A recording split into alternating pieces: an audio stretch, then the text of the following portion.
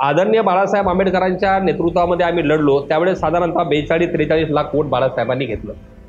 या वोटमुळे बऱ्याचशा काँग्रेसच्या सीट्स पडल्या.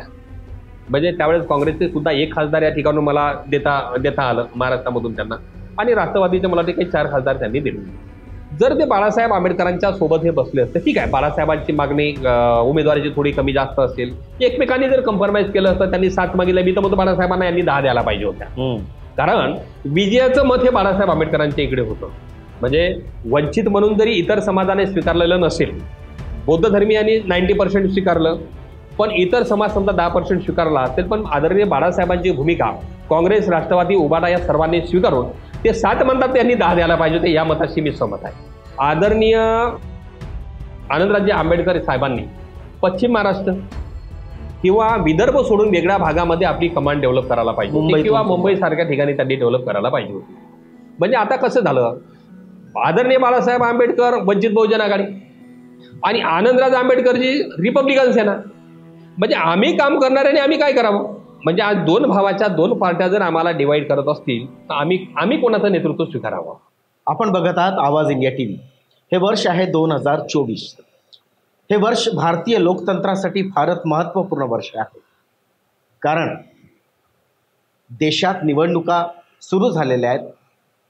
प्रथम चरण जे होतं 102 सीटांचं, त्याच्यावर मतं पडलेली आहेत. यावेळेस आपण अमरावतीत आहोत. येथील जनतेला काय वाटतं, त्यांचा कल कुणाकडे आहे, हे जाणून घेऊया. आपल्यासोबत आहेत प्रसिद्ध उद्योजक, समाजसेवी, गुणवंत देवपारे साहेब. देवपारे साहेब, आपलं खूप खूप स्वागत. जसं की आपण प्रस्तावनेत बोललो की हे वर्ष महत्त्वाचं आहे. 2024 हे वर्ष आहे. आपण 2014 पासून 2019 पर्यंत आणि आता 2024 पर्यंत आलो आहोत. 2014ला नरेंद्र मोदी नावाचं पोस्टरवर एक नवीन चेहरा भारतासाठी आलेला होता, जो चेहरा गुजरातचा होता. नंतर 2019ला आपण बघतोय की एक लहर होती, आणि आता आपण 2024ला आहोत. आताही तोच चेहरा आहे. सगळ्या पोस्टरमधनं एखादा वेळेस उमेदवाराचे पण फोटो गायब आहेत, पण नरेंद्र मोदी यांचेच आपल्याला फोटो दिसत आहेत. आपणास काय वाटतं की या 10 वर्षाच्या या कालावधीत जे मोदी मॅजिक होतं ते संपुष्टात आलं आहे? सर्वप्रथम आवाज इंडिया टीव्हीचं मी स्वागत करतो. आपण लोकसभेच्या निमित्तानं आज मी एक छोट्याशा माणसाला तुम्ही मला आपल्यासोबत संवाद साधण्याची संधी दिली, आणि आपला 2014 पासूनचा लोकसभेचा जो प्रवास आणि आज 2024 आणि मोदी लहर. 2014ला मोदी लहरचा एवढा इफेक्ट नव्हता, पण तो आपल्यासारख्याच्याच माध्यमातून, म्हणजे मीडियाच्याच माध्यमातून ती लहर तुम्ही प्रेझेंट केली आणि ती लहर तुम्ही बनवली, आणि त्याचा रिझल्ट तुम्ही मोदी लहर म्हणून तो घेतला. आणि तेच सिच्युएशन 2019ला नसताना सुद्धा पुन्हा तोच ड्रामा झाला की मोदी डेव्हलपमेंट होणेवाला आहे, मोदी फार मोठं डेव्हलपमेंट करणार आहे, फार मोठ्या इंडस्ट्रीज येणार आहे, भारतासारखं म्हणजे एक आर्थिक काय म्हणता येईल त्याला, डेव्हलपमेंट फार मोठं भारतामध्ये होईल. पण असं काही झालेलं नाही. म्हणजे आज या 10 वर्षाच्या काळामध्ये मोदी सरकारच्या, भारत हा कृषीप्रधान देश आहे, पण या देशामध्ये शेतीवर आधारित इंडस्ट्रीयल व्हायला पाहिजे, किंवा इथला ज्या मालाची आयात निर्यात होण्याची फार गरज होती. आज जसा चायनामधला माल तुमच्या इथे बनलेला माल येतो, पण इंडियाचा माल जेव्हा शेतीचा माल जो निघालेला असते तर आयात निर्यातीचे धोरणं त्यावेळेस बंद झालेले असतात, चुकीचे धोरणं या ठिकाणी राबवलेले असतात. आता मोदी गव्हर्नमेंट, मोदीच्या नावाने जे ब्रँड यांनी केलेला आहे, तर मला असं वाटते की तो बीजेपीला सुद्धा मोदी ब्रँड हा पसंत नाही. हा एक गुजरातचा ब्रँड झालेला आहे. पण आता काही लोक जे भक्त असतात त्या भक्तीमधून एक मोदी म्हणून यांच्याकडे दुसरं नाव नव्हतं. वास्तविक पाहता मोदीजीपेक्षा नागपूरचे आमचे गडकरीजी हे पीएमचे कॅन्डिडेट होते आणि एक व्हिजनरी होते. म्हणजे मी काही बीजेपीचा भक्त नाही, पण ते एक व्हिजन एक वेगळं होतं, ते डेव्हलपमेंटचं व्हिजन होतं. पण ते व्हिजन बीजेपीला किंवा RSSला ते मांडता आलं नाही, आणि या देशाचं त्यांना डेव्हलपमेंट करता आलं नाही. आणि आज आता 2024 आलं. आता 2024मध्ये फार मोठी काही अशी मोदी लहर आहे असं मला वाटत नाही. एकंदरीत आपण जे बघतो आहे की देशात म्हणजे देश फार विश्वगुरू होईल, 5 ट्रिलियन इकॉनॉमी होईल, 370 आम्ही हटवलं किंवा आम्ही राम मंदिर आणलं, आम्ही डायरेक्ट शेतकऱ्यांच्या अकाउंटला मदत पाठवली, आम्ही महिला सुरक्षा केली, ह्या सगळ्या घोषणा ज्या झाल्या त्याचा इम्पॅक्ट किंवा ह्या सगळ्या घोषणा ज्या झाल्या त्याच्यावर जे काम करण्यात आलं, बेरोजगारीचा प्रश्न आहे, दरवर्षी 2 कोटी नोकऱ्या देण्याची घोषणा मोदी यांनी केली होती. आपल्याला काय वाटतं की हे जे मुद्दे या निवडणुकीत राहतील की राम मंदिर किंवा हिंदुत्व हाच मुद्दा या निवडणुकीत राहील? हे बघा, भारतामध्ये ह्या ज्या आता या 10 वर्षामध्ये ज्या काही घोषणा आहेत, टोटल म्हणजे फसव्या घोषणा झाल्या. जर तुम्हाला या देशाचं डेव्हलपमेंट करायचं आहे तर माणूस हा केंद्रबिंदू असला पाहिजे आणि भारताचा माणूस केंद्रबिंदू असला पाहिजे. हे जर आहे तर आज तुमच्या इथे 65% पॉप्युलेशन ॲग्रिकल्चर बेस आहे. जोपर्यंत भारतामध्ये तुम्ही ॲग्रिकल्चरवर काम करत नाही, म्हणजे आधी डॉक्टर बाबासाहेब आंबेडकरांचे स्वप्न होते, म्हणजे नद्या जोडो हा प्रकल्प डॉक्टर बाबासाहेब आंबेडकरांच्या संकल्पनेतला आहे. बरोबर. का प्रत्येक ठिकाणी प्रत्येक जिल्ह्यामध्ये पाण्याचा प्रभाव असला पाहिजे, नद्या त्या डेव्हलप झाल्या पाहिजे. म्हणजे नद्या डेव्हलप झाल्या तर काय होईल का तिथली शेती चांगली डेव्हलप होईल, म्हणजे शेतीमधून चांगलं उत्पादन काढता येईल. आज अशी कंडिशन आहे, 10 वर्षाच्या काळामध्ये आजही लोड शेडिंग आमच्या इथलं कमी झालं नाही. शेतीवर आधारित जर आम्ही उपक्रम किंवा शेतमालाला भाव जर आम्हाला पाहिजे, शेतकऱ्याला जर शेत पिकवायचं आहे तो अनेक ठिकाणी त्याला मारला गेलेला आहे. एक तर मजूर तुम्ही डेव्हलप केला नाही. मजुराला आज जर 300 रुपये रोज आहे, मी म्हणतो त्याला 700 रुपये मोज द्या, पण तो शेतकरी 700 रुपये केव्हा देईल? जेव्हा शेतमालाला भाव असेल. मग शेतमालाला भाव केव्हा असेल तर त्या कृषीवर आधारित जेव्हा इंडस्ट्री असेल त्याचं व्हॅल्युएशन वाढवलं जाईल, तेव्हाच तो शेतकरी म्हणजे शेतमजुराला चांगला मोबदला देईल. आणि हे जर चैन चालू असली तर तोच पैसा उद्या मार्केटमध्ये येईल. एक्सपोर्ट पॉलिसी तुमची असली तेव्हा तो देश डेव्हलप होईल. निव्वळ आम्ही फार मोठ्या इंडस्ट्री आणल्या, आम्ही काहीतरी IT सेक्टर डेव्हलपमेंट केलं, अशा खोट्या बर्वा मानवीच्या घोषणा करून आता तिकडं ते काय केलं तर आम्ही त्या खेड्यामध्ये महिला गॅसवर स्वयंपाक कराव्या, म्हणजे त्यांच्या डोळ्यामध्ये धूळ जाऊ नये म्हणून त्यांनी ते कुठली योजना, उज्ज्वला योजना आणली. 10 वर्षाआधी तुम्ही ती उज्ज्वला योजना आणली, मार इकडे तिकडे पोस्टर लावले, बॅनर लावले. आज अशी कंडिशन त्या खेड्यामधली आहे की गॅस कसा भरून आणायचा हे त्यांना कळत नाही, कारण पैसा नाही. फार मोठं दारिद्र्याचं जीवन आजही खेड्यातले लोक जगते आहेत. मग आता नंतरचा मुद्दा आहे तुमचा मंदिराचा. हा भावनिक मुद्दा आहे. मंदिराचा मुद्दा हा 10 वर्षाआधी तोच होता. आताही मला असं वाटते काही परिपूर्ण मंदिर झालेलं नाही. आता आमचे काही मित्रमंडळी तिथून जाऊन आले. हा फक्त निवडणुकीच्या आधी एक अजेंडा करण्यात आला का इथल्या हिंदू लोकांना भावनिक करण्यासाठी, किंवा आम्ही मंदिर बांधलेलं आहे, आम्ही ते मंदिर तुम्हाला अर्पण केलेलं आहे. मोदीजी तुम्ही मंदिर बांधा, प्रत्येक जिल्ह्याच्या ठिकाणी बांधा, पण पहिला इथला जो आज युवक आहे, जो युवक 22व्या वर्षी एज्युकेशन घेऊन तयार झाला, आजही त्याला अमरावती सारख्या ठिकाणी 15,000 रुपयाची नोकरी मिळत नाही किंवा 20,000 रुपयाची नोकरी मिळत नाही. आमचं मंदिरानेच पोटं भरणार नाही, आमचं धार्मिकतेनेच पोटं भरणार नाही. आज आमच्या युवा पिढीच्या हाताला तुम्ही काम द्यायला पाहिजे, त्याला चांगल्या तऱ्हेचं एज्युकेशन तुम्ही द्यायला पाहिजे. आज या गव्हर्नमेंटने पूर्ण एज्युकेशन सिस्टम डिस्टर्ब करून टाकलेली आहे.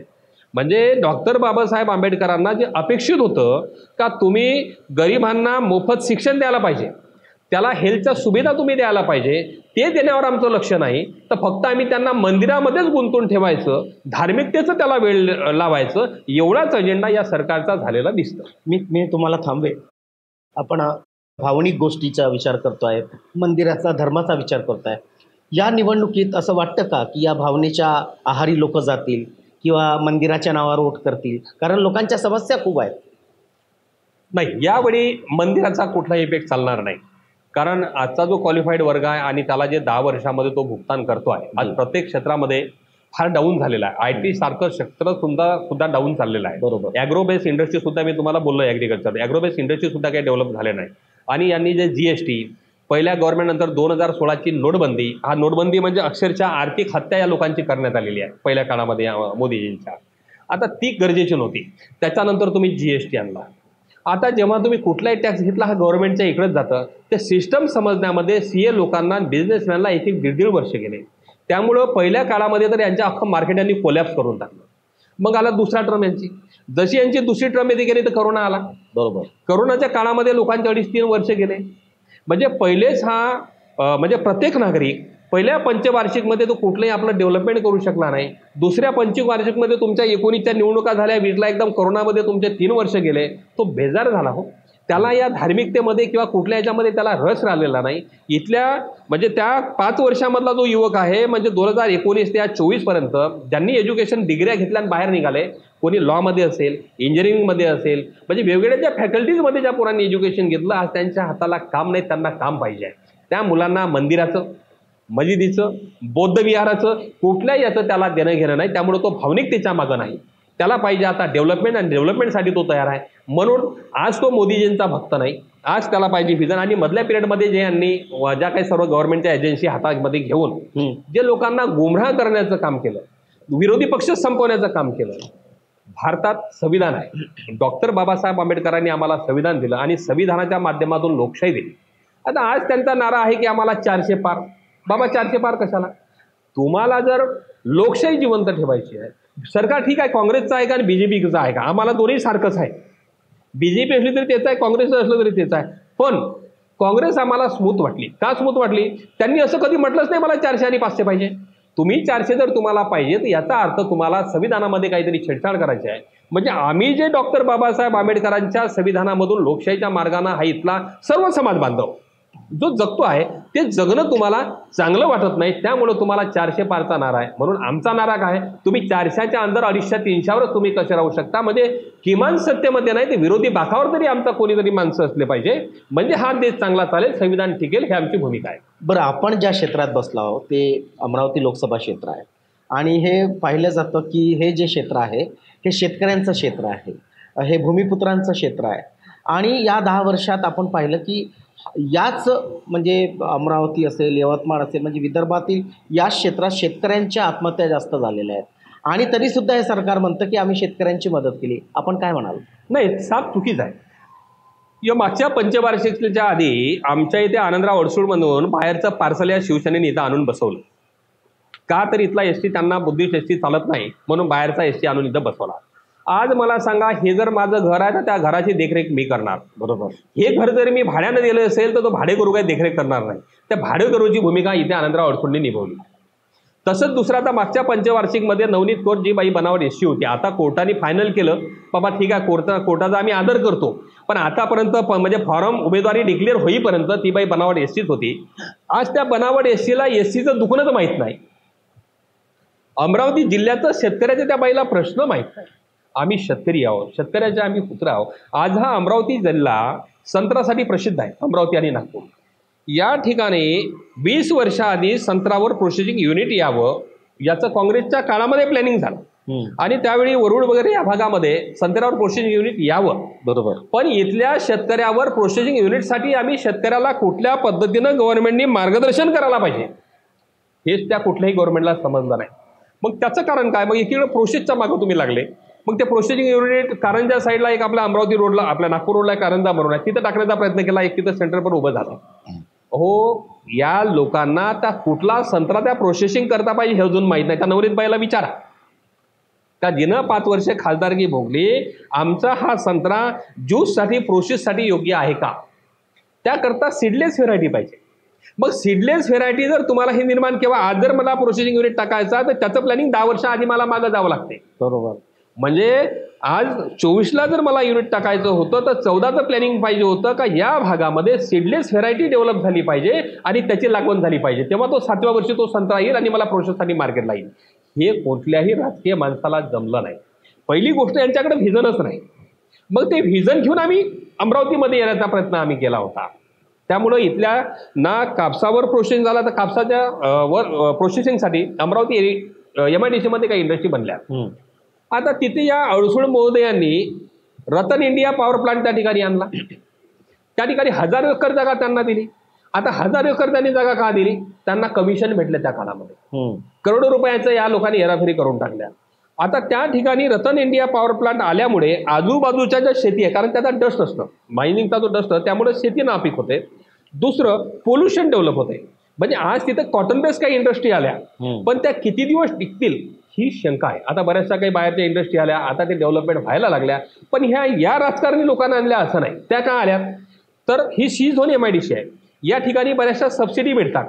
म्हणून ते गुजरात किंवा बाहेरचे लोक या ठिकाणी आले. यासाठी या राजकीय लोकांनी काही केलं, यांची पूर्णतः अमरावती जिल्ह्यामध्ये निष्क्रियता आहे. यांनी कुठलंही असं शेतीवर आधारित काही करतो म्हटलं किंवा केलं असेल असं नाही. दुसरी आमच्या इथे या ठिकाणी प्रतिभाताई पाटील गव्हर्नर होत्या. त्यांच्या काळामध्ये रेल्वे वॅगनचा कारखाना जवळपास 10 वर्ष आधी मंजूर झाला. अजूनही तो कारखाना पूर्ण झालेला नाही, अजूनही त्याचं कामच चालू आहे 10 वर्षामध्ये. दुसरी या ठिकाणी डिफेन्सची एक जागा MIDCला लागून अफवा केली, फक्त वॉल कंपाऊंड टाकली, ती पडली. आज हे जरी इंडस्ट्री डेव्हलप झाल्या असत्या तर किमान 50,000 ते 1,00,000 लोकांना चांगल्या तऱ्हेचा रोजगार मिळाला असता. पण हे राजकारणी फक्त लोकांना मिसगाईड करणे, द्वेषाचं राजकारण करणे, एकमेकावर अटॅक करणे आणि समाजामध्ये विघातक प्रवृत्ती कशा निर्माण होईल त्याच्यासाठी खतपाणी घालणे, एवढ्यासाठी या 5 वर्षामध्ये राजकारण झालेलं असं मला दिसते. आपण मागं बघतो की जेव्हा वेगळ्या विदर्भाची लढाई सुरू होती तेव्हा या महाराष्ट्राचे जे उपमुख्यमंत्री आहेत देवेंद्र फडणवीस, ते म्हणत होते की आम्ही वेगळा विदर्भ करू, आम्ही विदर्भाचा विकास करू. पण केंद्रातही त्यांचं सरकार, राज्यातही त्यांचं सरकार आता ते वेगळ्या विदर्भाच्या बाबतीत बोलत नाही किंवा विदर्भाच्या विकासाच्या बाबतीत बोलत नाही. तुम्हाला काय वाटतं? कसं आहे, डॉक्टर बाबासाहेब आंबेडकरांना छोटे छोटे राज्य डेव्हलप करणे ही त्यांची संकल्पना होती. बरोबर. म्हणजे छोटे छोटे राज्य जर तुम्ही डेव्हलपमेंट केले तर तिथल्या त्या वर्गाला प्रत्येक सुविधा त्या ठिकाणी मिळेल आणि तो भाग पूर्णतः डेव्हलप होईल. म्हणजे एखादा शेतमजूर असेल, तो जर त्याच्या जिल्ह्याच्या ठिकाणी गेला तर त्याला लगेच नाही मिळेल, त्याचं काम होईल. आणि हेच जर समजा आता प्रांताचा आता छोटं राज्य विदर्भ वेगळा केला तर आमचा केंद्र कुठं आलं असतं? नागपूर आलं असतं. तर नागपूरमध्ये अमरावतीच्या माणसाला किंवा शेवटचा घटक यवतमाळला असेल त्याला जाऊन त्याचं काम करणं हे सोयीचं झालं असतं. बरोबर. प्रत्येक गावखेड्यावर लक्ष झालं असतं. तिथलं डेव्हलपमेंट काय, शेतीवर आधारित असेल, इतर काही इंडस्ट्रियल डेव्हलपमेंट असेल, हे कुठल्या पद्धतीनं झालं पाहिजे, त्याच्या आरोग्याच्या सुविधा असेल, शैक्षणिक सुविधा असेल, इंडस्ट्रियल सुविधा असेल, हे कशा शेवटच्या घटकापर्यंत पोहोचवता येईल, ही त्यामागची डॉक्टर बाबासाहेब आंबेडकरांची संकल्पना होती. आता BJPचं सरकारच म्हटल्यानंतर हे टोटल डॉक्टर बाबासाहेब आंबेडकरांच्या विरोधातलं सरकार आहे. त्यामुळं विरोधात बसल्यानंतर यांना असं वाटायचं आम्ही वेगळा विदर्भ देऊ. आज जेव्हा सत्तेमध्ये आहे डॉक्टर बाबासाहेब आंबेडकरांचे स्वप्न त्यांना पूर्ण करायचेच नाही. त्यामुळे ते कसे करतील? बरोबर. आपण अडसुळांचं 5 वर्ष पाहिलेत, आपण 10 वर्ष पाहिले आम्ही अडसुळांचे. नवनीत राणांचे 5 वर्ष पाहिले. आता हा जो अमरावती लोकसभा आहे याचा कल कुणाकडे आहे, काय वाटतं तुम्हाला? काय झालं, आता अमरावती जिल्ह्यामध्ये 3 टर्म SC रिझर्व्ह होऊन गेल्या आणि 4थी टर्म आहे ही SCची. आणि यानंतर अमरावती जिल्हा SC नसेल. या ठिकाणी काँग्रेसने फार चांगली भूमिका घेतली. खरं पाहता महाराष्ट्रामध्येच आदरणीय बाळासाहेब आंबेडकर आणि काँग्रेस, राष्ट्रवादी, उबाटा म्हणजे उद्धव साहेब ठाकरे यांची शिवसेना ही युती व्हायला पाहिजे होती. त्या ठिकाणी काँग्रेस, राष्ट्रवादी, उबाटा यांनी सुद्धा 2 पावलं मागे यायला पाहिजे होते. म्हणजे असं माझं प्रामाणिक मत आहे. कारण काही का म्हणलं ना आपण, तर 2019ला मी वंचितचा उमेदवार होतो. बरोबर. आदरणीय बाळासाहेब आंबेडकरांच्या नेतृत्वामध्ये आम्ही लढलो. त्यावेळेस साधारणतः 42-43 लाख वोट बाळासाहेबांनी घेतलं. या वोटमुळे बऱ्याचशा काँग्रेसच्या सीट्स पडल्या. म्हणजे त्यावेळेस काँग्रेसचे सुद्धा 1 खासदार या ठिकाणून मला देता आलं महाराष्ट्रामधून त्यांना, आणि राष्ट्रवादीचे मला ते काही 4 खासदार त्यांनी दिले. जर ते बाळासाहेब आंबेडकरांच्या सोबत हे बसले असते, ठीक आहे, बाळासाहेबांची मागणी उमेदवारीची थोडी कमी जास्त असेल, एकमेकांनी जर कम्प्रोमाइज केलं असतं, त्यांनी 7 मागितलं, मी तर म्हणतो बाळासाहेबांना यांनी 10 द्यायला पाहिजे होत्या.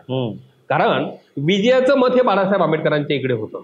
म्हणजे वंचित म्हणून जरी इतर समाजाने स्वीकारलेलं नसेल, बौद्ध धर्मीयांनी 90% स्वीकारलं, पण इतर समाज समजा 10% स्वीकारला असेल, पण आदरणीय बाळासाहेबांची भूमिका काँग्रेस, राष्ट्रवादी, उबाटा या सर्वांनी स्वीकारून ते 7 म्हणतात त्यांनी 10 द्यायला पाहिजे होते, या मताशी मी सहमत आहे. पण त्यामधून ते झालं नाही. आणि नेमकी काँग्रेसने एक चांगली भूमिका घेतली की अमरावती जिल्हा SC साठी रिझर्व्ह असल्यामुळे या ठिकाणचे दर्यापूर मतदारसंघाचे आमदार बळवंतभाऊ वानखडे, त्यांना 2 वर्षापासून त्यांनी कामाला लावलं आणि त्यांना सांगितलं की आम्ही तुम्हाला या ठिकाणची उमेदवारी देणार आहे, तुम्ही कामी लागा. आणि ते ग्रस्त 2 वर्षापासून कामी लागले. आणि खरोखर काँग्रेसने या ठिकाणी डॉक्टर बाबासाहेब आंबेडकरांच्या संविधानाला न्याय दिल्यासारखं मला असं वाटतं की त्यांनी एक SCचा म्हणजे कॅन्डिडेट त्यांनी या ठिकाणी दिला. म्हणून SC मधूनच नाही तर त्या माणसाचं जे कर्तृत्व त्या भागामध्ये आहे, पहिला तो माणूस काँग्रेसशी नाही, ते खरी गवई साहेबाच्या तालीममध्ये वाढलेले आहे. म्हणजे रासू गवई साहेब असताना त्यांच्यासोबत या व्यक्तीनं काम केलेलं आहे. म्हणजे रिपब्लिकन पार्टीचा तो कार्यकर्ता, ग्रामपंचायतपासून लढलेला, आणि त्यानंतर तो जिल्हा परिषदला समाज कल्याण सभापती राहून गेले ते RPIच्या बोरसारी युतीमध्ये. आणि दर्यापूर मतदारसंघामध्ये 2014ला लढून फार कमी मताधिक्यानं ते पडले. आणि त्या संधीचं सोनं काँग्रेसने केलं. आणि त्यांना उमेदवारी देऊन काँग्रेसने निवडून आणलं. आता तीच जमेची बाजू घेऊन काँग्रेसला सुद्धा हे वाटलं का आपण या समाजाला न्याय देण्यासाठी, आणि काँग्रेसला सुद्धा माहिती आहे की आता बौद्ध समाज हा इकडे तिकडे BSP म्हणा, वंचित किंवा इकडे तिकडे जो डिवाईड झाला आणि बाळासाहेब जर बसले नाही आहेत तर आपण हे पण चेहरे आपल्याला देणं SCचे गरजेचे आहे. म्हणून त्यांनी एक न्याय देण्याचा प्रयत्न केला आणि बळवंतराव वानखडे यांना उमेदवारी दिल्यामुळे आज फार मोठा SC समाज बळवंतराव वानखडे साहेबांच्या सोबत आहे. मुस्लिम समाज आहे आणि कुणबी समाज, देशमुख, तेली, माडी, धनगर असा सर्व बहुजन समाज त्यांच्या पाठीशी आज भक्कमपणे उभा आहे. म्हणजे त्यांचा विजय हा निश्चित झालेला आहे. म्हणजे आज अमरावती जिल्ह्याची कंडिशन पाहता बळवंतराव वानखडे काँग्रेसच्या चिन्हावर विजयी झाली अशी आजची कंडिशन. पण तुम्ही बाळासाहेब आंबेडकरांचा उल्लेख या ठिकाणी केलेला आहे. या ठिकाणून आनंदराज आंबेडकर स्वतः अपक्ष उभे आहेत, मग किंवा त्यांच्या पार्टीतर्फे उभे आहेत. आणि मधल्या काळात पत्रव्यवहार होत गेले. म्हणजे लोकांनी म्हटलं की भाऊ भाऊ असून एकमेकांना पत्राद्वारे संवाद साधतात, ते डायरेक्ट बोलू शकतात. त्या पत्रांचं गुण काय आहे? म्हणजे हे पत्र कशासाठी लिहिलं गेले? आणि आंबेडकरांचं म्हणजे आनंदराज आंबेडकरांचं मुंबई सोडणं आणि अमरावतीत येऊन लढणं याच्यावर तुम्ही काय म्हणाल? नाही, खरी पाहता तर कसं आहे, आनंदराजे आंबेडकर ते सुद्धा आमच्यासाठी आदरणीय आहे, बाबासाहेबांचे वारस आहेत. हे फार चुकीचं झालेलं आहे अमरावतीमध्ये. खरं पाहता विदर्भामध्ये बाळासाहेब आंबेडकरांची भूमिका भक्कम असताना आदरणीय आनंदराजे आंबेडकर साहेबांनी पश्चिम महाराष्ट्र किंवा विदर्भ सोडून वेगळ्या भागामध्ये आपली कमांड डेव्हलप करायला पाहिजे होती किंवा मुंबईसारख्या ठिकाणी त्यांनी डेव्हलप करायला पाहिजे होती. म्हणजे आता कसं झालं, आदरणीय बाळासाहेब आंबेडकर वंचित बहुजन आघाडी आणि आनंदराज आंबेडकरची रिपब्लिकन सेना. म्हणजे आम्ही काम करणाऱ्याने आम्ही काय करावं? म्हणजे आज दोन भावाच्या दोन पार्ट्या जर आम्हाला डिवाईड करत असतील तर आम्ही कोणाचं नेतृत्व स्वीकारावं, हा पहिला मुद्दा झाला. दुसरा मुद्दा असा आहे की आनंदराज आंबेडकर साहेबांनी या 6 महिन्यामध्ये अमरावतीमध्ये येणं जाणं केलं. म्हणजे मी एवढे दिवसाचा चळवळीमध्ये असताना किंवा मी छोटासा लहानसा कार्यकर्ता आहे, पण मला आजपर्यंतही आनंदराज आंबेडकर साहेबांना भेटता आलं नाही. फक्त आता दिवसाला एक प्रोग्राम झाला आमचा 4-5 महिने आधी, फक्त 10 मिनिटांची हाय हॅलो. पण त्यांना मी देवबारे म्हणून माहीत नाही. मला फक्त एवढे माहीत आहे की बाबासाहेबांच्या नातू आनंदराजी आहेत. इथले जे 3 लोक होते, ज्या 3 लोकांना माझ्या समोर आदरणीय बाळासाहेब आंबेडकरांनी अक्षरशः हाकलून दिलं. कारण ते लोक बाळासाहेबांच्या सोबत असताना तडजोडी करायचे, अक्षरशः दलाली करायचे. मग त्यांना हाकलल्यानंतर त्यांना पेस खाली झाला. मग त्यांनी काय केलं तर आनंदराजे आंबेडकर साहेबांचे जे इथले जिल्हाध्यक्ष म्हणजे विदर्भ महाराष्ट्राचे अध्यक्ष होते तुमच्या नागपूरचे सागरजी डबराचे, त्यांना पकडून इथं लॉन्च करण्याचा प्रयत्न केला. अच्छा, ते महाराष्ट्राचे अध्यक्ष झाले. त्यांनाही वाटलं इथं काम करायला कोणतरी पाहिजे, म्हणून हे काही 2-3 लोक त्यांच्या मागं लागून आनंदराजेंना इथं लॉन्च करण्याचा प्रयत्न केला. आनंदराजेंना चुकीची माहिती दिली. या ठिकाणी 4.5 लाख बौद्ध आहेत, 3.5 लाख मुस्लिम आहेत, हे 2 समाज जरी असले तरी आपण निवडून येऊ शकतो.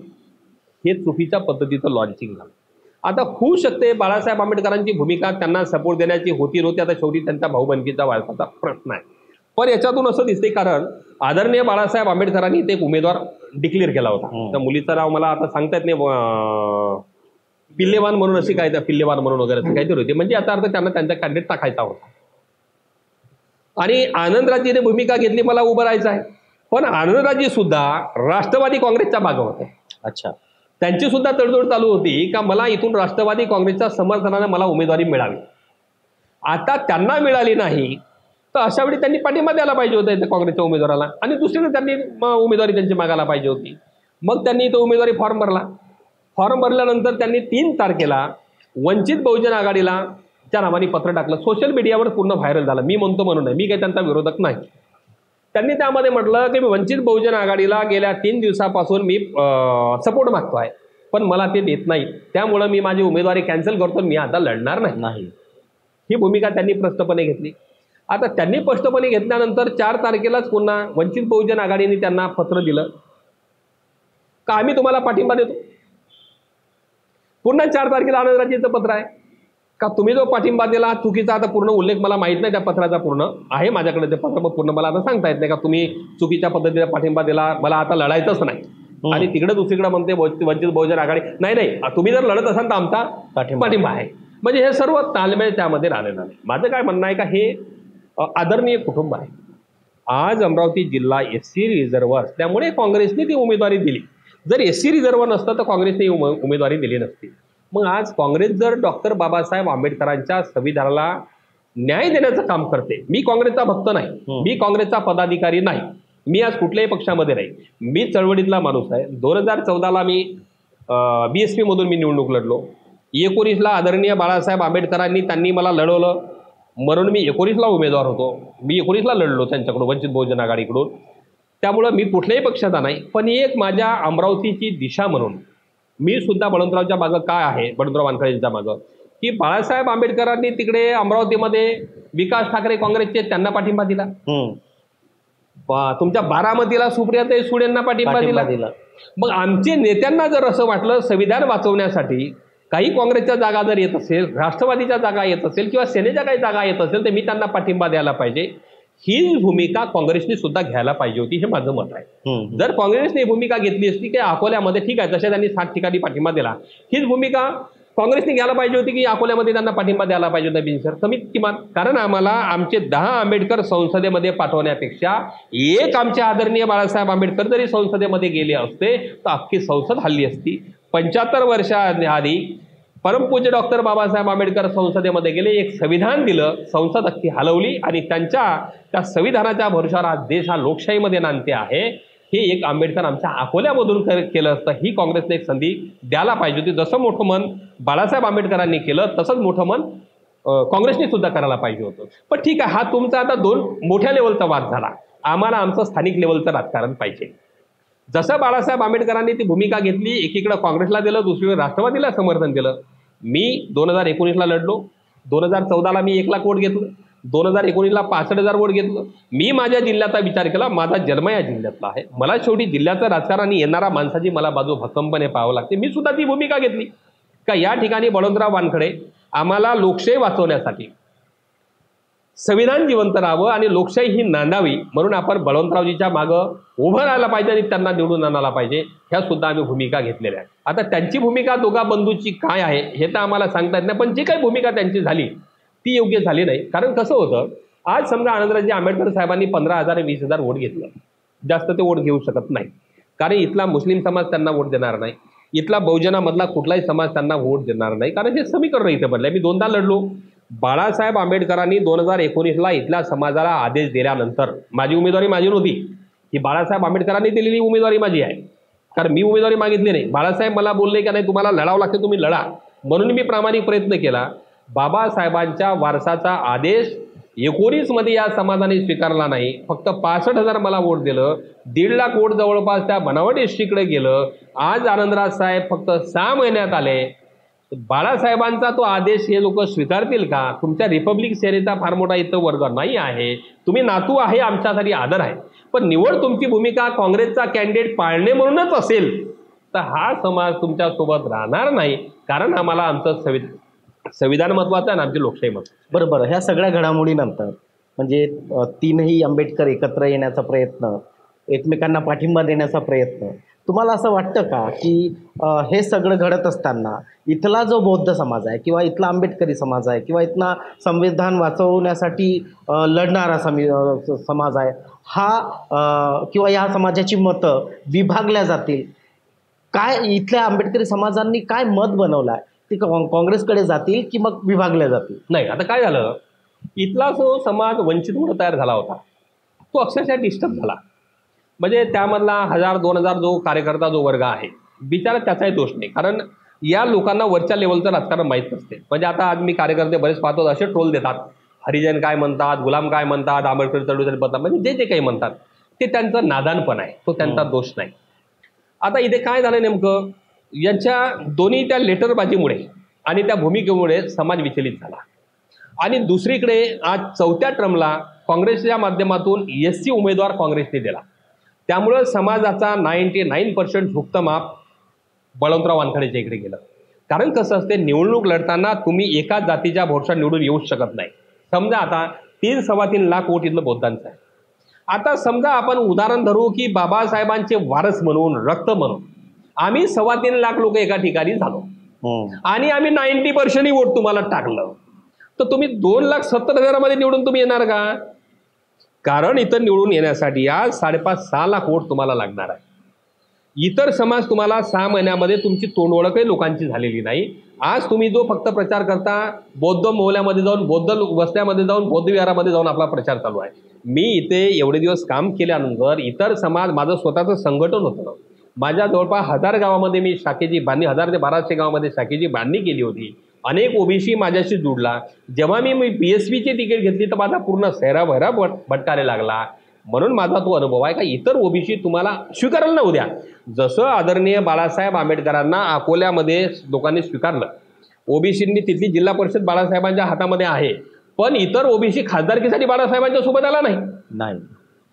म्हणजे आज हा तुम्हाला अनुभव आहे, मलाही अनुभव आलेला आहे, आला नाही. आज ही कंडिशन होती की आदरणीय बाळासाहेब 100% निवडून देतील, आजही ती चान्स आहे. म्हणजे या सर्व आंबेडकरी फॅमिलीनी अकोल्यामध्ये जर ही ताकद लावली असती तर आपला एक भाऊ त्या म्हणजे राजकारणाला न्याय देऊ शकतं, तर आज बाळासाहेब निवडून येतील आणि संसदेमध्ये संविधान वाचवण्यासाठी जातील, लोकशाहीसाठी जातील.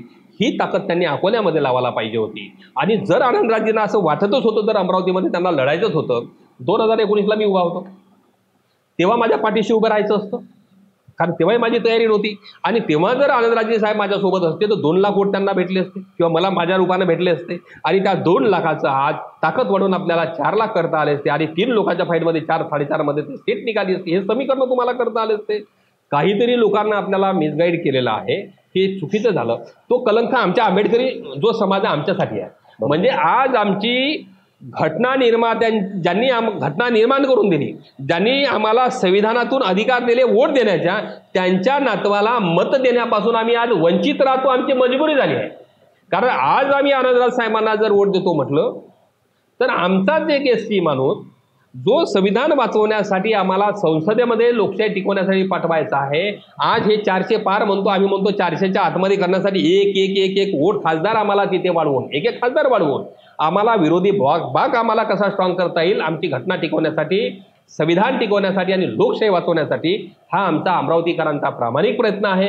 म्हणून आम्ही हे पाप म्हणा तुम्ही आमच्यासाठी की आमच्यावर दोष म्हणा, काही लोक भाऊराव बोरकर झालेला म्हणतात अमरावतीमध्ये, जे काही म्हणत असतील. कारण आता अमरावतीमध्ये जर भाऊराव बोरकर झाले तर आम्ही अकोलेवाल्यांना काय म्हणावं, कारण बाळासाहेबांना तुम्ही आजपर्यंत निवडून देऊ शकले नाही. जेव्हा हे सर्व 4 लोक एका ठिकाणी आले तेव्हाच बाळासाहेब आंबेडकर निवडून आले. मग अकोल्यामध्ये काय सर्व भाऊराव बोरकरच झाले? म्हणजे हे जे ट्रोल करण्याचं किंवा बोलण्याचं आहे, कारण या समाजाला अजूनही राजकारण कळलेलं नाही. राजकारण ही फार मोठी पाठी आहे. बरोबर, हे काही ग्रामपंचायत नाही का 100 लोकांचं तुम्ही वोट घेता, त्यातले 20 वोट भेटले की मी निवडून आलो, असं लोकसभेचं विधानसभेचं वोट नाही. त्यामुळं राजकारण समजून घेणे, मी काही फार मास्टर नाही, पण दादा मी 2दा लोकसभा लढलो. त्यामुळं 10% मला 100तलं समजलं असेल की लोकसभा काय, जातीय समीकरण काय, कुठली जात कुठे चालते, कुठली कोणाला चालत नाही, हे समीकरण मला कळलेले आहे. त्यामुळं आम्हाला ही जी संधी बाबासाहेबांचे नातू म्हणून आली होती, पण ते आम्हाला घेता येत नाही, आम्ही ती घेणार नाही. कारण आम्हाला बाबासाहेबांचे नातू नंतर, पण आज लाखोंनी बाबासाहेबांचे मुलं आहेत. आनंदराजे नातू आहे, पण लाखो मुलं डॉक्टर बाबासाहेब आंबेडकरांचे मुलं आहेत. आमचे बाप डॉक्टर बाबासाहेब आंबेडकर आहे, आमचा श्वास बाबासाहेबांनी दिला, आमच्या अंगावरचा कपडा बाबासाहेबांनी दिला. आंबेडकरी घरात पूर्ण आम्हाला वंदनीय आहे, पूर्ण आम्ही त्यांच्या पायावर सुकू पूर्ण फॅमिलीच्या. पण आज वोट देताना मात्र आम्हाला संविधान वाचवण्यासाठी, बाबासाहेब आंबेडकरांचे मिशन वाचवण्यासाठी आम्हाला बळवंतराव वानखडेला पंजालाच द्यावं लागणार आहे. बिलकुल. 2 महत्त्वाचे प्रश्न, त्याच्यानंतर आपला वेळ संपत आहे. एक महत्त्वाचा प्रश्न की बच्चू कडू यांनी सुद्धा आपला कॅन्डिडेट या ठिकाणी दिलेला आहे आणि या सगळ्या वातावरणात ते म्हणतायत की मी नवनीत राणा कणशी जिंकून येते, हे मी बघतो. हे त्यांचं बोलणं हे योग्य आहे की जे खेळी ते खेळतायत ते योग्य आहे? त्यांच्या उमेदवारामुळे इथल्या राजकारणावर काय फरक पडणार आहे? नाही बघा, कसं आहे, बच्चू कडूंची जी भूमिका आहे ती प्रॉपर आहे, पण त्यांनी जो उमेदवार दिला तोही उमेदवार चुकीचाच आहे. मला हेच समजलं नाही, बुप फॅमिली अख्खी मारवाडी आहे, हा माणूस SC कसा झाला मला कळलं नाही. आलं का लक्षात? म्हणजे प्रत्येक SCच्या जागेवर कोणी कुठून तरी सर्टिफिकेट आणायचं. उद्या एखादा सिंधी फॅमिली आहे त्यानेही म्हणायचं का मी एखादा सर्टिफिकेट, माझा बाप आजोबा चांबड्याचा धंदा करत होता म्हणून मी SC झालो. उद्या आमच्याशी रोटीपिटीचे व्यवहार त्यांनी करावे. आणि त्यांना जी उमेदवारी दिली तिथं बच्चू कडू साहेब चुकले आहेत. त्यांनी जे भूमिका घेतली ठीक आहे, त्यांचा पक्ष आहे, त्यांनी लढवायलाच पाहिजे होतं, पण त्यांनी एक प्रॉपर SC द्यायला पाहिजे होता ना. बरेच SC या ठिकाणी आहे, ते त्यांनी दिलं नाही. दुसरं, त्यांचा उमेदवार चांगला वोट घेईल. आता कुठल्या ठिकाणी हे मला सांगता येत नाही, पण बुद्धिशोध त्यांच्याकडे जाणार नाही. नाही, पण त्या सगळ्या त्यांच्या वोट डायव्हर्शनमुळे इथे नवनीत राणा जिंकण्याचे किंवा हारण्याचे काही चान्सेस आहेत का? नवनीत राणाची हार तर ही पक्की झालेली आहे. बरं. पण आता ते बच्चू कडूमुळे झालेली आहे की बळवंतराव वानखडेमुळे झाली आहे हे मला सांगता येत नाही, कारण लोकांचं वोट मी सांगू शकत नाही. पण त्या हारलेल्या आहे अक्षरशः. कारण त्यांचा जो रोष आहे, म्हणजे आता काही ठिकाणी जातीय तेढ कसं निर्माण होईल, मग निळा हिरव्याचं कसं समीकरण रंगवता येईल, धार्मिक कलह कसे वाढवता येईल, असे अनेक प्रयोग आम्ही फेसबुक व्हॉट्सअपच्या माध्यमातून जे पाहतो आहे, हे नीच राजकारणाला हे चाललेलं आहे. आणि इथला BJPचा माणूस असं काम करत नाही. आम्ही सुद्धा या अमरावती जिल्ह्यामध्ये आज 50-52 वर्षाचं माझं वय आहे, म्हणजे या अमरावतीचे संस्कार आम्हाला पूर्ण लाभलेले आहेत.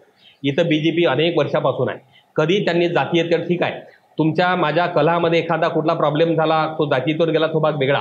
पण एक BJPनं फार मोठे धार्मिक असे कलह वाढवले असं अमरावती जिल्ह्यामध्ये फार मोठं झालं नाही.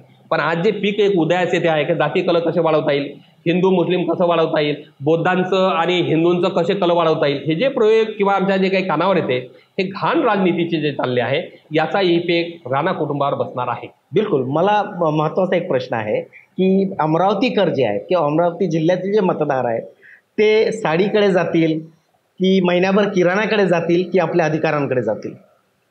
आता काय झालेलं आहे, आधी काही लोकांचा नासमजपणा होता म्हणा, किंवा येणारा उमेदवार नाही, हे जे किराणा साडीवाले जे लोक होते, की आणि राणा, की आणि राणा हे जे लोक होते, तर इतर लोकांना किंवा बौद्ध धर्मीय लोकांना सुद्धा असं वाटायचं का हा माणूस सेनेला पाळणारा आहे.